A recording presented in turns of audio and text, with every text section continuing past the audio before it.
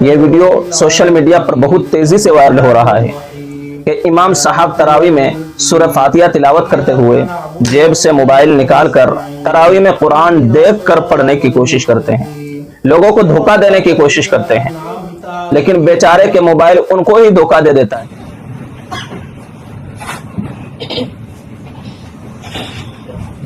وَإِذْ قُلْتُمْ يَا مُوسَى لَن نُّؤْمِنَ لَكَ حَتَّى نَرَى اللَّهَ جَهْرَةً فَأَخَذَتْكُمُ الصَّاعِقَةُ وَأَنْتُمْ تَنظُرُونَ۔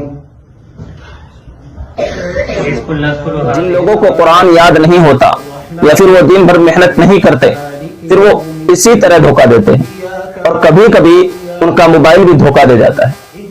ایسے لوگوں کو نہ اس بات کی پرواہ ہے کہ جو نمازی حضرات اس کی اقتدا کر رہے ہیں ان کا بار کس پر ہوگا۔ اللہ تعالی ہدایت اور سمجھ عطا فرمائے، آمین یا رب العالمین۔